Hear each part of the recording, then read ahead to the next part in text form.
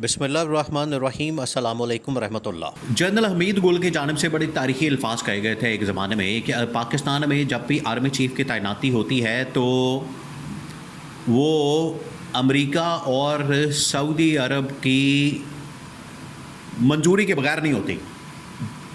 America की हिमायत होती है, उसमें सऊदी अरब की हिमायत होती है, ग्रीन सिग्नल होता है।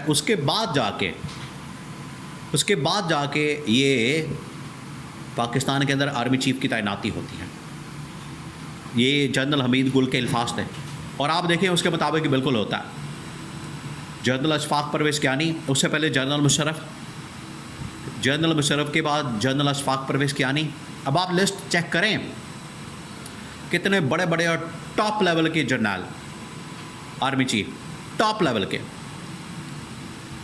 जनरल परवेज़ मुशर्रफ, फिर उसके बाद जनरल अशफाक परवेज़ कियानी, फिर उसके बाद जनरल राहील शरीफ, जिनको रिटायर होने के बाद नौकरी भी कहाँ मिली? सऊदी अरब के अंदर, जनरल राहील शरीफ को। उसके बाद जनरल बाजवा, और जनरल बाजवा के बाद अब जनरल आसिम मुनीर। ये जो 4-5 जर्नल पिछले तकरीबन को 25 साल के हैं, अगर आप इनकी तैनाती के ऊपर गौर करें, एक चीज़ आपको बड़ी कॉमन नज़र आएगी, बहुत कॉमन। वो ये कि जब भी तैनाती का वक्त आता है तो मुल्क के अंदर एक भंचाल आ जाता है, एक तहलका मच जाता है, और जब भी तैनाती होने लगती है तो तमाम के तमाम जर्नलों ने अपनी तैनाती से पहले अमेरिका का दौरा किया। जनरल बाजवा ने भी, उससे पहले जनरल राहील शरीफ ने भी, उससे पहले जनरल अशफाक परवेज़ कियानी ने भी। और मुशर्रफ की तो खैर आप बात ही छोड़ें, मुशर्रफ के तो डायरेक्ट अमेरिका के साथ ऐसे ताल्लुकात थे जिसकी बुनियाद के ऊपर वो ये सारे मामलात करते थे। अमेरिका के साथ अफ़गानिस्तान के अंदर जंग लड़ना और ये तमाम चीज़ें। अब एक बार फिर वो स्टेज आ गई है, यानी नवंबर का महीना जो है बिल्कुल सर पर आ गया, बिल्कुल सर पर आके खड़ा हो गया नवंबर का महीना। और नवंबर के महीने में आपको पता है कि फिर तैनाती होती है, और आर्मी चीफ की तैनाती अब एक बार फिर नवंबर में होने जा रही है, जिसके लिए पाकिस्तान के अंदर भी लॉबिंग बड़ी तेज़ हो गई है। पाकिस्तान के अंदर भी ये तमाम के तमाम जो पावर कॉरिडोर्स हैं, जो ताकत के ऐवान हैं, वहाँ पर हलचल नज़र आ रही है। और इससे पहले आप देख लें कि जनरल आसिम मुनीर ने अमेरिका का दौरा किया। पहले आप पाकिस्तान के हालात को समझें कि पाकिस्तान के अंदर क्या सिनारियो बना हुआ है आर्मी चीफ की तैनाती को लेकर। फिर उसके बाद ये जो अमेरिका की जानिब से पैगाम आ रहा है कि अमेरिका ने आर्मी चीफ की तैनाती के ऊपर क्या रद्द-ए-अमल दिया है, इसके बारे में आपको बता। तो पहले पाकिस्तान के अंदर सिनारियो ये बन रहा है कि नून लीग और पीपल्स पार्टी अब इस बात के ऊपर कन्विंस नहीं है, नून लीग और पीपल्स पार्टी इस बात के ऊपर कायल नहीं है, ख़ास तौर पर शरीफ ख़ानदान, उसमें भी नवाज़ शरीफ, वो ये चाहता है कि अब जनरल आसिम मुनीर को एक्सटेंशन ना दी जाए। ये बहुत बड़ी खबर है, बहुत बड़ी खबर है। और अगर दी जाए तो उसके ऊपर ऐसी कोई डील बनाई जाए, ऐसा कोई मुकमका किया जाए जिसमें नवाज़ शरीफ को एक बार फिर से वज़ीर आज़म बना दिया जाए, जो कि अब मुमकिन नहीं लगता, पॉसिबल नहीं लगता कि उन्हें एक बार फिर से वज़ीर आज़म बना दिया जाए।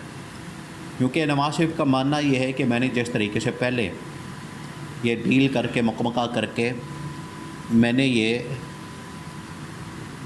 आर्मी चीफ को, जनरल आसिम को आर्मी चीफ बनाया था, अब की बार मेरे साथ क्योंकि धोखा हुआ है, मुझे वज़ीर आज़म नहीं बनाया गया, तो मैं ट्रस्ट नहीं कर सकता इस बंदे के ऊपर, इस शख्स के ऊपर। ये है पीछे मौक़िफ़ नवाज़ शरीफ का। और ज़रदारी का कहना ये है कि हमें क्योंकि कहा गया था कि अगले 1.5 से 2 सालों के अंदर गवर्नमेंट आपके हवाले कर दी जाएगी और बिलावल भुट्टो को वज़ीर आज़म बना दिया जाएगा, जिसकी वजह से आप आर्मी चीफ की तैनाती के ऊपर सपोर्ट करें और वोट दें। और ये जो एक तरमीम की जा रही है रिटायरमेंट के बाद उनको आर्मी चीफ बनाने की, इसको सपोर्ट करें। तो उसके ऊपर पीपल्स पार्टी ने सपोर्ट किया था। PTI तो खैर उस वक्त भी मुखालफत कर रही थी, आज भी मुखालफत में खड़ी है। तो ये पाकिस्तान की इंटरनल सिचुएशन है, पाकिस्तान की अंदरूनी कहानी है, जहाँ पर आर्मी चीफ की तैनाती को लेकर इस वक्त बड़ी लॉबिंग हो रही है, बातचीत हो रही है, भाग दौड़ की जा रही है। और इसमें मुलाकातें हो रही। एक शख्स जो आर्मी चीफ़ की तैनाती के ऊपर खड़ा है वो है शहबाज शरीफ। शहबाज शरीफ को क्योंकि अपना इक़्तिदार नज़र आ रहा है, अपनी हुकूमत नज़र आ रही है, और वो ये कह रहा है कि मैं अपना इक़्तिदार को तूल दे सकता हूँ इस अपॉइंटमेंट के ज़रिए या इस एक्सटेंशन के ज़रिए। तो अकेला शहबाज शरीफ है, लेकिन अकेले शहबाज शरीफ से ये सब कुछ नहीं होना। असल फ़ैसला चलना है नवाज़ शरीफ का, और उसके बाद चलना है आसिफ अली ज़रदारी का। अब आ जाए बैरूनी ताकतें, दो बड़ी ताकतें, अमेरिका और सऊदी अरब। वो क्या करने जा रहे हैं?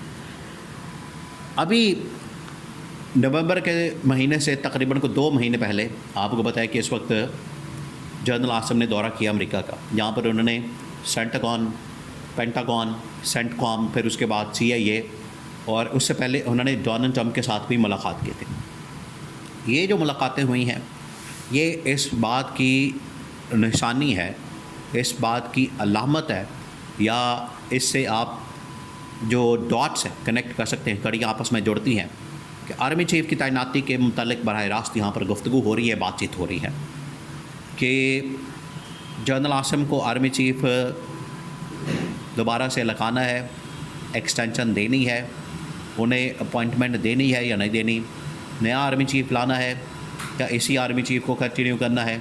इसके ऊपर ये सारी डिस्कशन हुई है। और उसके बाद अब ये मामला जा रहा है कि इसमें कोर कमांडर्स मीटिंग के अंदर, कोर कमांडर्स की मीटिंग के अंदर ये सारे मामला रखे जाएंगे। और ख़बरें ये हैं कि इस तैनाती के ऊपर, एक्सटेंशन के ऊपर अमेरिका ने मुखालफत कर दी है। बहुत बड़ी खबर है कि अमेरिका ने मुखालफत कर दी है, और यहाँ पर जो मिलिट्री कमांड है वो भी मुखालफत करते नज़र आ रहे हैं कि एक्सटेंशन का सिलसिला रास्ता बंद होना चाहिए। क्योंकि अब ये जो एक्सटेंशन अगर होगी तो ये 5 साल के लिए होगी। 3 साल पिछले, 5 साल, 8 साल, 9 साल तो वैसे ही मुशर्रफ ने हुकूमत की, 9-10 साल जनरल ज़िया-उल हक़ ने हुकूमत की, इसी तरह से अयूब खान ने। तो ये तो एक किस्म का मार्शल लॉ टाइप बन जाएगा। इसकी वजह से मिलिट्री इस्टेब्लिशमेंट के अंदर भी और अमेरिका ने भी इसके ऊपर थोड़ी रिजर्वेशन शो की है। ये मामला सामने आया, बहुत बड़ी खबर सामने आई, जिसकी वजह से सिचुएशन इस वक्त बड़ी क्रिटिकल हो चुकी है आर्मी चीफ़ की तैनाती को लेकर। इमरान खान एक वाहिद ऑप्शन निकाल सकता है, रास्ता बना सकता है। अगर इमरान खान के साथ मुज़ाकरात किए जाए, बातचीत की जाए, तो इसमें एक नया रास्ता निकल सकता है, एक नई ऑप्शन निकल सकती है। लेकिन वो डिपेंड करता है कि किस वक्त, उस वक्त सिचुएशन जब बनेगी, इमरान खान के साथ डायलॉग किया जाए।